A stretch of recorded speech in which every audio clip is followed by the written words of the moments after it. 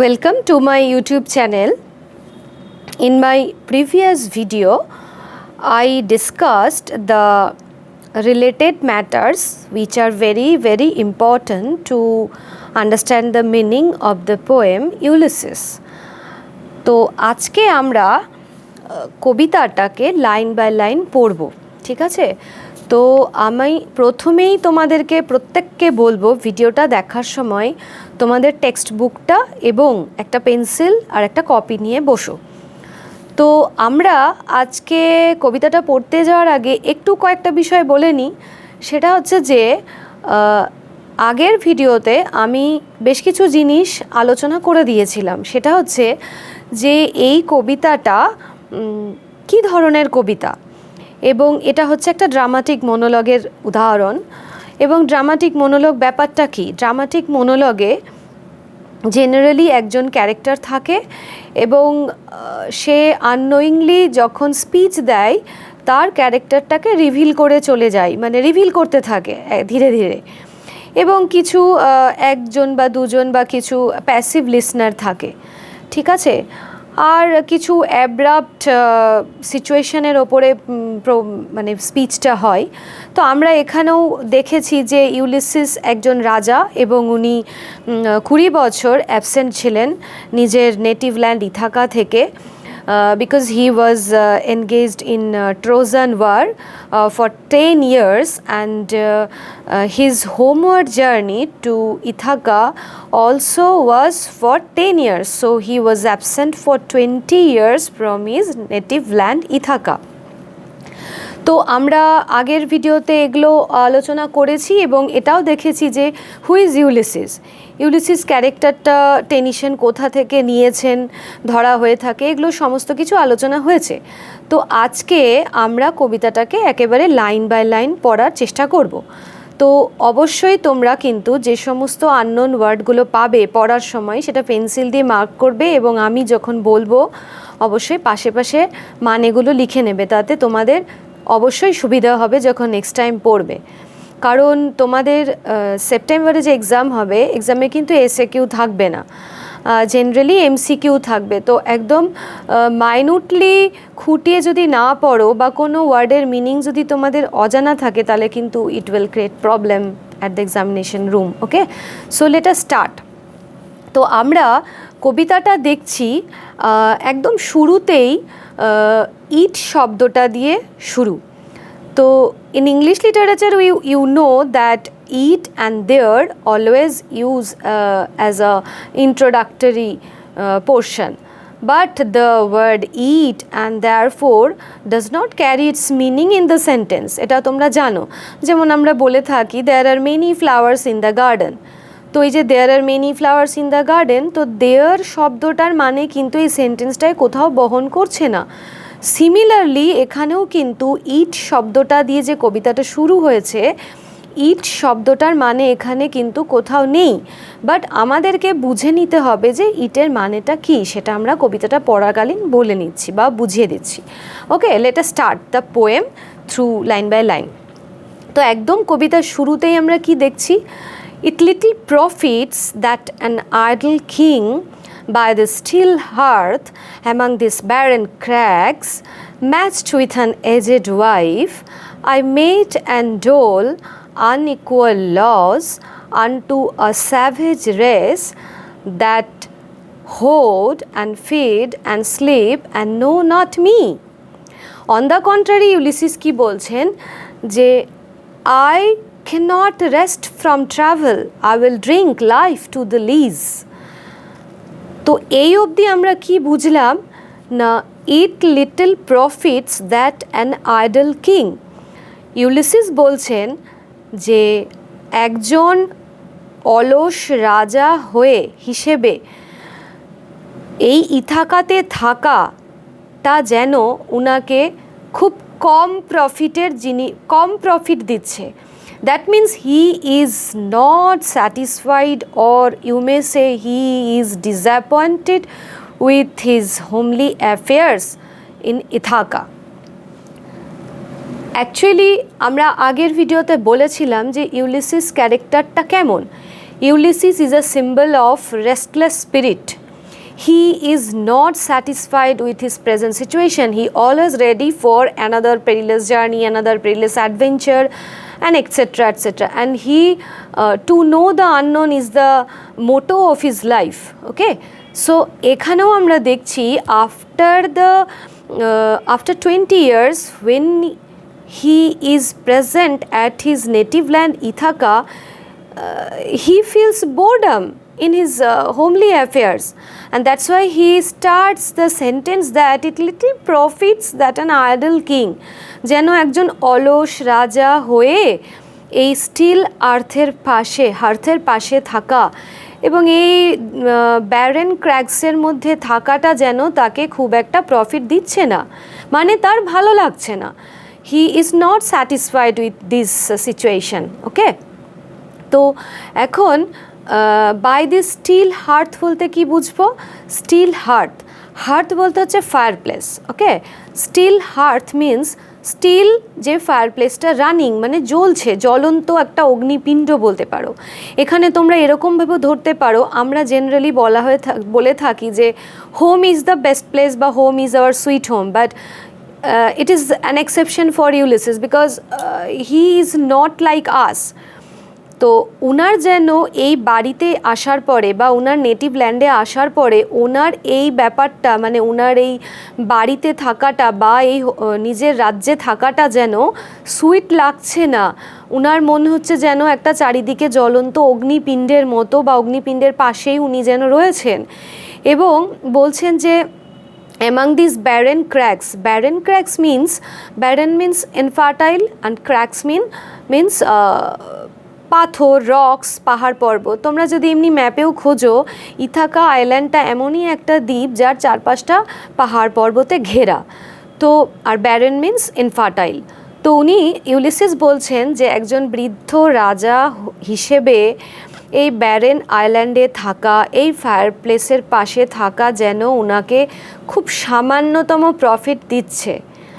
এবং উনি এটাও তার সাথে বলছেন matched with an aged wife, এই বৃদ্ধ স্ত্রীর সাথেও থাকাটা যেন তার ভালো লাগছে না। তারপরে বলছেন I mete and dole. Mete means measure করা, dole means distribute. I mate and dole unequal laws among unto this savage race. উনি বলছেন যে আমি এই যে মাপযোগ করছি, হিসেব নিকেশ করছি, ডিস্ট্রিবিউট করছি unequal laws means unequal means অসম বন্টন, মানে রাজা হিসেবে উনি প্রজাদের মধ্যে যে সমস্ত রুলস রেগুলেশন, পানিশমেন্ট, রিজিডিটি এইগুলো উনি ডিস্ট্রিবিউট করছেন বা মাপযোগ করে হিসাব নিকাশ করে কাউকে পানিশমেন্ট দিচ্ছেন। এই ব্যাপারগুলো উনি কাদের মধ্যে করছেন না, স্যাভেজ রেসের মধ্যে, মানে উনি উনার প্রজাদেরকে বলছেন এরা হচ্ছে অসভ্য বর্বর জাতি। এবং তারই পাশে স্যাভেজ রেসের পাশেই দেখো হুইচ নেই, আছে দ্যাট। আমরা কিন্তু জেনারেলি অ্যাডজেক্টিভ ক্লজের সময় লিভিং পার্সনের পাশে হু বসায়, বাট এখানে কিন্তু that hoard and sleep and feed and no not me. তো বলছেন যে এই যে স্যাভেজ রেস, এরা হচ্ছে শুধু কালেকশন করতে পারে, মানে হোর্ড মিন্স কালেক্ট করা, সঞ্চয় করা, খায়, ঘুমায়, ইভেন আমাকেও চেনে না, ইভেন নো নট মি, মানে রাজাকেও চেনে না যে রাজা কেমন ধরনের। তারই সাথে করে উনি মানে একই সাথে অন দ্য কন্ট্রারি উনি বলছেন যে I cannot rest from travel, I will drink life to lees. কি না, উনি বলছেন যে আমি কিন্তু ট্রাভেল থেকে বিরত থাকতে চাই না, আমার এই অলসভাবে থাকাটা যেন মানে ডিসঅ্যাপয়েন্টেড, আই ফিল ডিসঅ্যাপয়েন্টেড। এবং বলছেন যে I cannot rest from travel, I will drink life to the lees. এখানে তোমরা দেখো, তোমরা ছোটোবেলা থেকেই হয়তো পড়েছো বা 11-এর ক্লাসেও তোমরা কিছু পোয়েমে পড়েছো যে সাধারণত দু ধরনের কম্প্যারিজন হয়, একটা হচ্ছে সিমিলি, একটা হচ্ছে মেটাফোর। তো সিমিলির ক্ষেত্রে জেনারেলি দেখা যায় যে তুলনাটা ঠিকঠাক জিনিসের মধ্যে হয়, এবং সেই কম্প্যারিজনটা যেন লাইক বা অ্যাজ এগুলো দিয়ে ক্লিয়ার করা থাকে। হ্যাঁ, ধরো এরকম বললাম যে the child looks like flower. তো এই যে ফ্লাওয়ার আর চাইল্ডের মধ্যে যে কম্প্যারিজন, এটা কিন্তু আমি লাইক শব্দটা দিয়ে পুরোপুরি বুঝিয়ে দিলাম। তো it is an example of simile. But here এই যে সেন্টেন্সটা, তোমরা তোমাদের বইটা খোলো, বইয়ে আছে দেখো যে I will drink life to the lees. এখানে কিন্তু দুটো অসম জিনিসের মধ্যে কম্প্যারিজন করা হয়েছে। কেমন না, এখানে জীবনটাকে যেন এক কাপ মানে এক কাপ ওয়াইন বা একটা লিকুইডের সাথে তুলনা করা হয়েছে। এবং Ulysses does not want to leave a single drop of wine or liquid without tasting. মানে উনি জীবনের পুরো স্বাদটুকু গ্রহণ করতে চাইছেন, কোনো রকমভাবেই জীবনের কোনো মানে এক বিন্দুও বিনা টেস্টে উনি যেন লাইফটাকে ডিল করতে চাইছেন না। সো এখানে উনি I will drink life to the lees মানে হচ্ছে একদম কাপের শেষটুকু অবধি, মানে সেডিমেন্টের অবধি যেন পান করতে পারি বা করতে চাই। ঠিক সেরকম জীবন সমুদ্রটাকেও ওই এক কাপ পেয়ালার সাথে তুলনা করা হয়েছে। পেয়ালা নয়, মানে এক কাপ ওয়াইন বা এক কাপ লিকুইডের সাথে তুলনা করা হয়েছে। তো এই যে কম্প্যারিজন, এটা কিন্তু একটা এক্সাম্পল হচ্ছে মেটাফোর। এই তুলনাটার মধ্যে একটু ইমপ্লায়েড কম্প্যারিজন, মানে চট করে বোঝা বড় দায়। আচ্ছা, এরপরে তাহলে এই অবধি আমরা কি দেখলাম যে ইউলিসিস বলছে একজন অলস রাজা হিসেবে এই হার্থের পাশে ব্যারেন ক্র্যাগসে থাকা, বৃদ্ধ বউয়ের সাথে থাকা এবং এই স্যাভেজ রেসের মধ্যে lots of duties and regulation and punishment and rigidity এগুলোকে ডিস্ট্রিবিউট করা, এগুলো যেন আমার ভালো লাগছে না। I cannot rest from travel. আমি যুদ্ধ থেকে, আমি ট্রাভেল থেকে বিরত থাকতে চাই না, আমি জীবনটাকে উপভোগ করতে চাই। এইখানে এই থাকাটা আমার পক্ষে প্রবলেমেটিক লাগছে। And it does not give any kind of profit, it gives me a little profit. ওকে, দেন আমরা পরের সেন্টেন্সগুলোতে যাই। পরের সেন্টেন্সে কি বলেছে? All Times I have enjoyed greatly, have suffered greatly, both with those that loved me and alone on shore and scudding drifts, the rainy heights that vexed the dim sea. কি না, উনি বলছেন যে আমি সব সময় এনজয় করেছি, মানে আমি এই যে আমার এই এত বছর, উনি তো একজন বৃদ্ধ রাজা, তো উনি বলছেন আমি এতদিন অবধি রীতিমতো এনজয় করেছি এবং আমি সাফারও করেছি গ্রেটলি। মানে আমি যে কষ্ট করেছি, পরিশ্রম করেছি, এটাকেও আমি ভীষণভাবে সাফার করেছি। এবং আমি কোনো সময় একা করেছি, আর আবার বলছে both with those that loved me, এবং তাদের সাথেও যারা আমাকে ভালোবাসে। তো কারা ভালোবাসবে, কাদের সাথে উনি যুদ্ধ বিগ্রহ এগুলো সাফার করেছেন? না, অবশ্যই তার মেরিনার্স, যারা ওনার সাথে সবসময় থাকে, ওনার পিয়ার্স বা ওনার ফলোয়ার্স যারা। ওকে, এবং উনি বলছেন এবং and also alone on the শোর মিনস তীরে, তো সমুদ্র তীরে। আবার কোনো সময় এরকমও হয়েছে আমি কিন্তু সমুদ্রে যখন যাত্রা করছি বা যুদ্ধ করছি বা কোনো রকম অকওয়ার্ড সিচুয়েশানে আছি, সমুদ্র কিন্তু আমার কাছে ফেভারেবল কন্ডিশনে যে থেকেছে সবসময় তা কিন্তু নয়। তোমরা নর্থ শিপ কবিতাতে পড়েছিলে ক্লাস 10-এ, ক্লাস 9-এ প্রবাবলি, যে ওখানে নর্থের দিকে যে শিপটা গেল সেই শিপটাকে কিন্তু অনেক প্রবলেম ফেস করতে হয়েছিল। So similarly here also. তো কবি ইউলিসিস বলছেন যে আমি এরকমও হয়েছে সমুদ্র তটে when the scudding drifts মানে হচ্ছে ফ্লোটিং ক্লাউডস, যখন আকাশে প্রচণ্ড মেঘ ঘুরে ঘুরে বেড়াচ্ছে, এবং আর কি না উনি বলছেন যে the rainy Hyades is an example বা is a mythological reference here, এবং এটা বলা হয়ে থাকে যে cluster of 7 stars and that indicates the bringing of rain and storm. তো এই সময় যখন 7টা তারা আকাশে দেখা গেছে এবং সেই 7টা তারা ঝড় বৃষ্টি আকাশে চারপাশটায় যখন সমুদ্র উত্তাল করে দিয়েছে এবং দ্যাট ভেক্স দ্য ডিম সি। ডিম সি মিনস, ডিম মানে হচ্ছে, আমরা জানি ডিম মানে হচ্ছে মৃদু আলো, তাই তো আমরা ডিম লাইট বলে থাকি। তো রাতের সমুদ্রে যখন খুব সামান্যতম আলো, তার মধ্যেও যখন এই তারাগুলো 7টা তারার ইন্ডিকেশন যখন প্রচণ্ড রকম ঝড় বৃষ্টি বাদল এগুলো নিয়ে আসে, তখনও কিন্তু আমি প্রচণ্ডভাবে এনজয় করেছি এবং আমি সাফারও করেছি গ্রেটলি, একাও করেছি, আবার সাথে আমার যারা মেরিনার্স তাদেরকে নিয়েও করেছি। তারপরে উনি বলছেন যে I am become a name for always roaming with a hungry heart.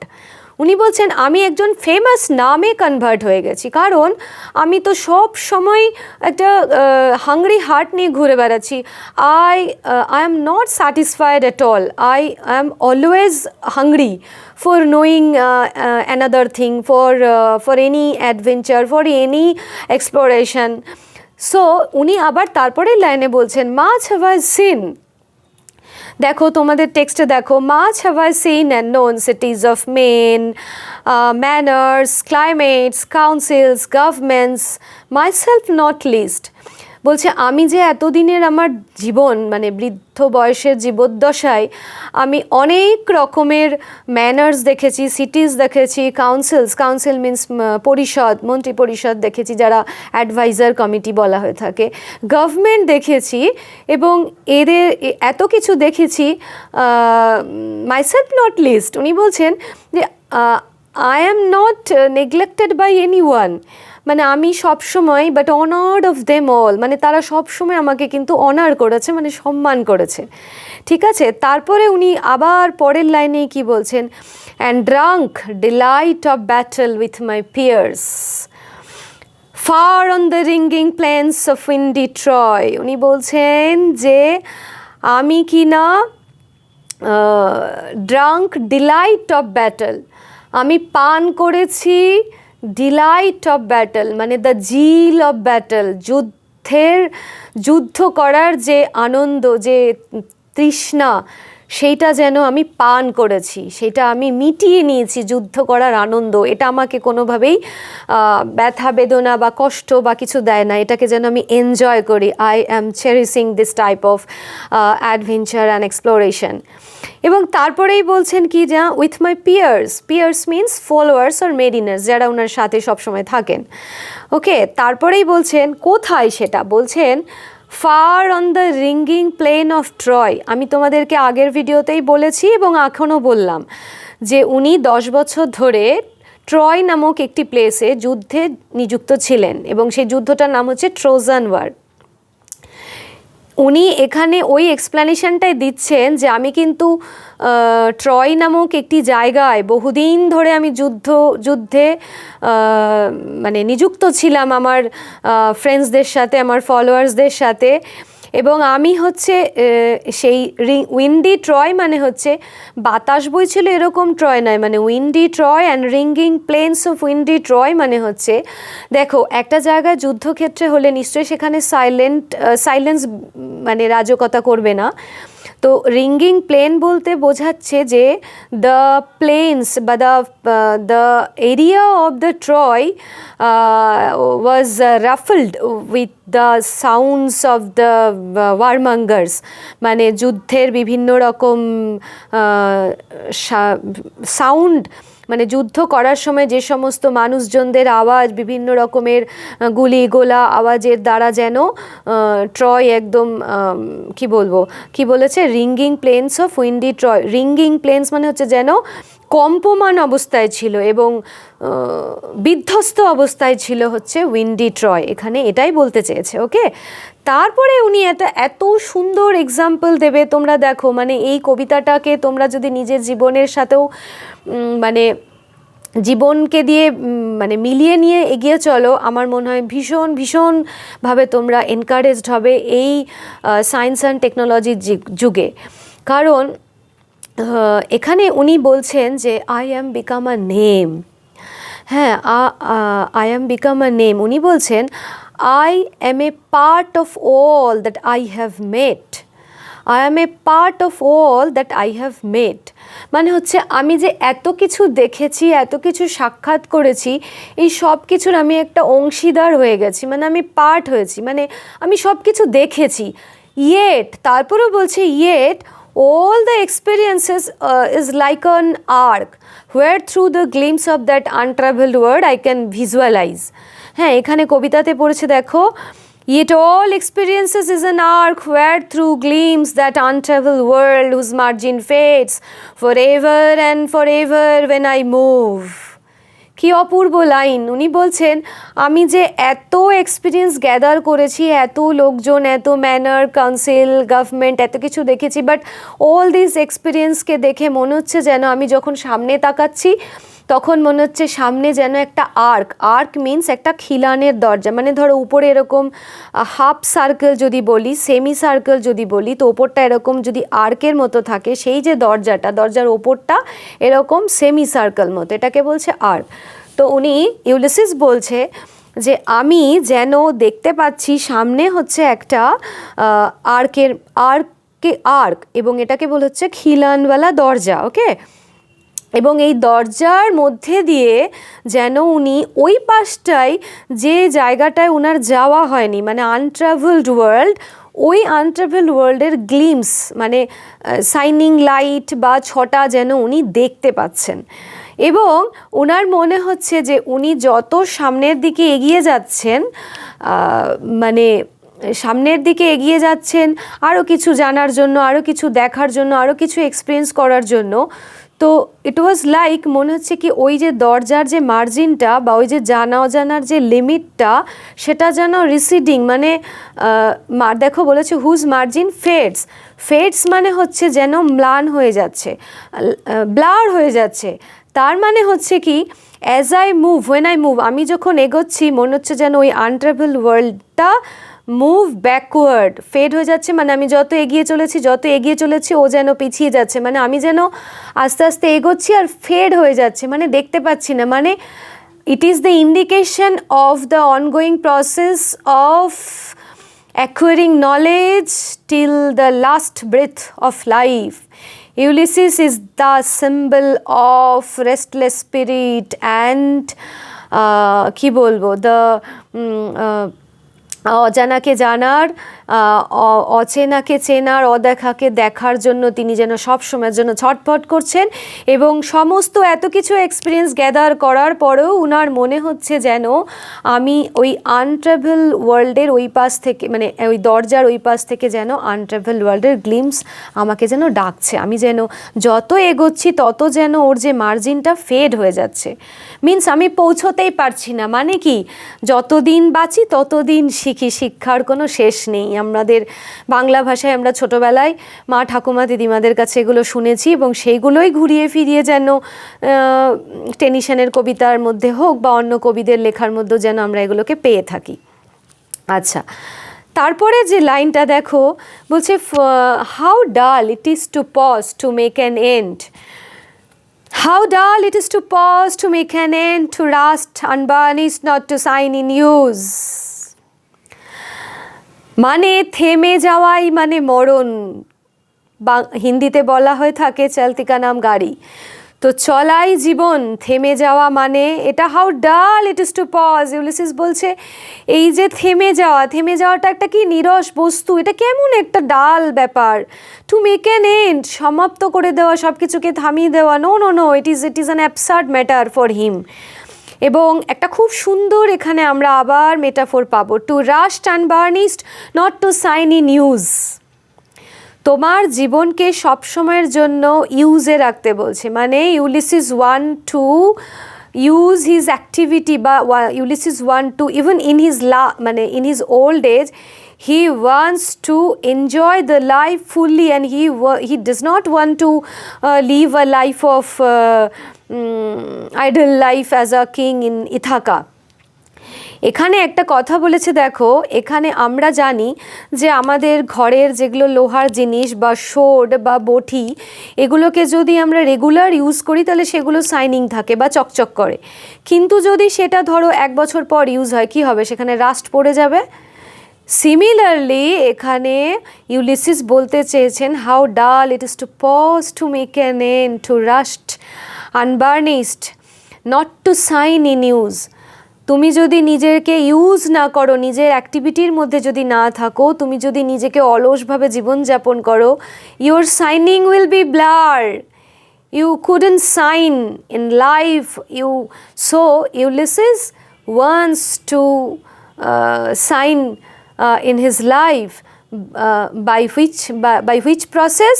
না by some noble deed. এটা আমরা পরের লাইনেই আবার দেখতে পাবো, পড়ি। As though to breathe were life, life piled on life were all too little, and of one to me little remains. উনি বলছেন as though two breathe war life, নিঃশ্বাস নেওয়াই মানে কি বেঁচে থাকা, মানে নিঃশ্বাস নেওয়া মনে হচ্ছে যেন আমরা রাস্ট আনবার্নিশড, মানে আমাদের জীবনে রাস্ট মানে কাজের মধ্যে থাকলাম না, কাজ থেকে বিরত থাকলাম, বয়স হয়েছে মানে একটু রেস্ট করলাম, আরামেই জীবন কাটিয়ে দিলাম। তো এই যে ব্যাপারটা আমরা ইউজ অ্যাক্টিভিটির মধ্যে থাকলাম না, তার মানে কি শুধু নিঃশ্বাস নেওয়া মানেই জীবন? এটা কি কখনো হয়?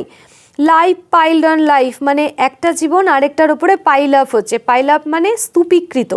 তো এখানে লাইফ পাইলড অন লাইফ মানে এখানে ইউলিসিস বোঝাতে চেয়েছেন যে একটা জীবন আরেকটা জীবন তারপরে আরেকটা জীবন, মানে একটা বছর আরেকটা বছর, মানে আমাদের জীবনের বেঁচে থাকার এই একটা বছর, তারপরে আরেকটা বছর, তারপর আরেকটা বছর, এরকম করতে করতে করতে করতে আলটিমেটলি আমরা ইটারনাল সাইলেন্সের দিকে এগিয়ে যাব।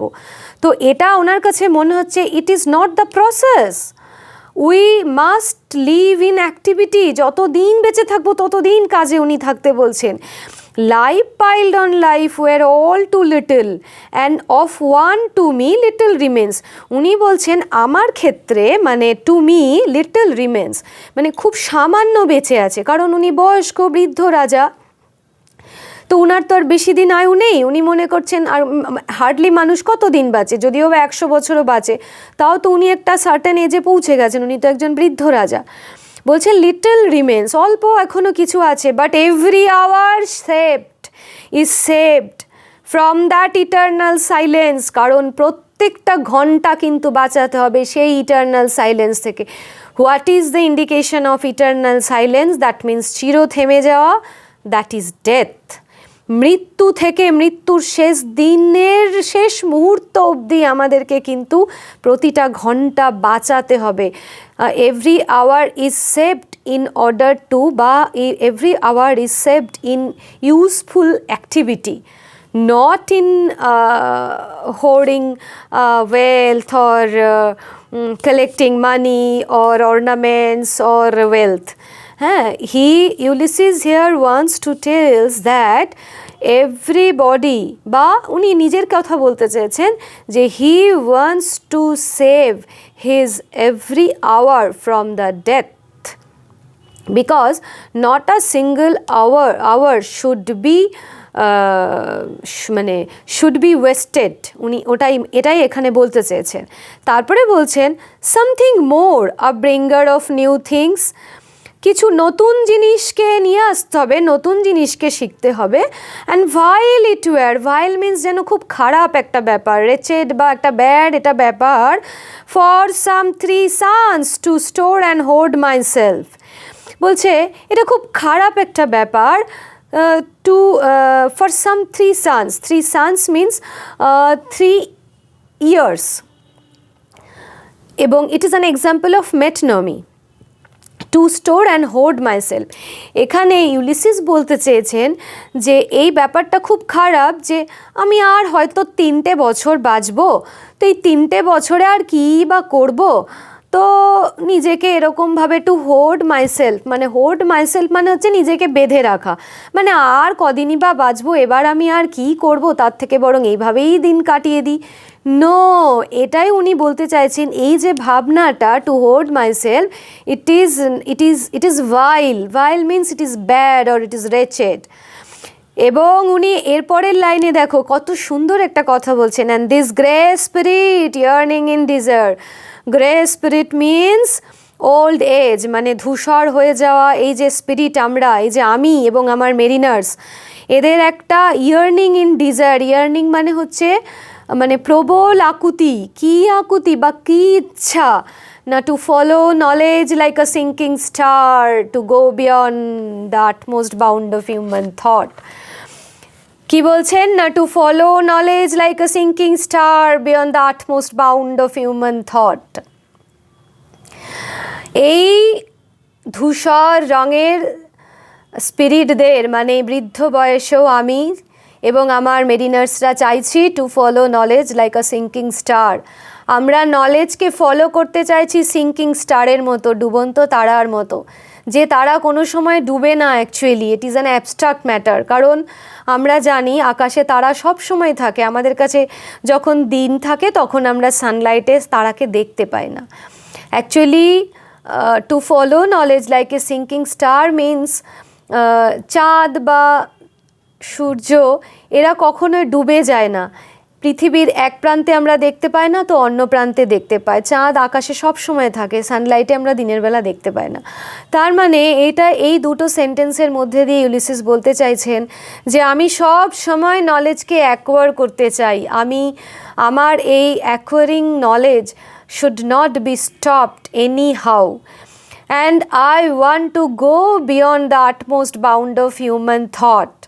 Utmost bound, utmost means farthest and bound means limits. Human thought, মানুষের চিন্তা ভাবনার শেষ লিমিট অবধি বা শেষ লিমিটের ফার্থেস্ট পয়েন্ট অবধি আমরা যেতে চাই। মানে ধরো ব্যাপারটা এরকম যে আজ থেকে 150 বছর আগে এরকম কি কেউ ভেবেছিল যে চাঁদে গিয়ে এরকম 200 দিন থাকা, মানে স্পেসে গিয়ে এরকম 200 দিন থাকা যাবে বা ওখানে স্পেস সেন্টার বানানো যাবে? কতই না ছোটোবেলায় আমরা কত রকম গল্প শুনেছি যে চাঁদে বুড়িয়ে থাকে, তার সাদা সাদা পাকা পাকা চুল আকাশে উড়ে নিচে ভেসে আসে, এরকম কত কাল্পনিক গল্প আমরা শুনেছি। কিন্তু আলটিমেটলি আমরা কি দেখছি, কত কিছু এখন আবিষ্কার হয়ে চলেছে। তো ইউলিসিস এরকমভাবেই মানুষের কল্পনা, মানুষ যেটা কল্পনা করতে পারে সেই যে লিমিট, ফার্থেস্ট লিমিট, সেই লিমিটটার বিয়ন্ডে যেতে চায়, মানে তার বাইরে যেতে চায়। তার মানে হি is not satisfied with the present adventure, present exploration or present invention. In these two lines also we find the Victorian spirit of adventure. Today in this video, up to this, in second video I will give the last 2 or 3 stanzas of the poem. আর আমি তোমাদেরকে বলবো অবশ্যই কবিতাটা পড়ার সময় প্রত্যেকটা ওয়ার্ডের মানে আমি বলার সময় যেগুলো বললাম সেগুলো একটু লিখে নেবে। পেন্সিল দিয়ে বইয়ের মধ্যে লিখে রাখলে সেটা পড়তে ভীষণ রকমভাবে উপকার হয়। আর এই কবিতাটাকে নিজেদের জীবনের মোটো হিসেবে যদি কাজে লাগাতে পারো ভীষণভাবে উপকৃত হবে। বিশেষ কিছু line, how dull it is to pause to make an end, to follow knowledge like a sinking star beyond the utmost bound of human thought. Yet all experiences is like an arc where through the glimpse of that untraveled world he can visualize. কত সুন্দর line যে আমরা একটা সামান্য কিছু degree, সামান্য কিছু চাকরি করার পরে মনে হয় যেন আমাদের পড়াশোনা অনেকটাই হয়ে গেছে। But no, acquiring knowledge should not be stopped anyhow. সারা জীবন শিখে যেতে হবে, সারা জীবন। আমি যতই এক্সপিরিয়েন্স গ্যাদার করি না কেন তাও যেন মনে হবে যে না, আমার শেখা হয়নি, আমার শেখা আরও বাকি। তো goodbye my dear students, best wishes for you. September মাসে তোমরা প্রত্যেকে খুব ভালো করে পরীক্ষা দাও, আমি তারই চেষ্টায় লেগে রইলাম। বাই।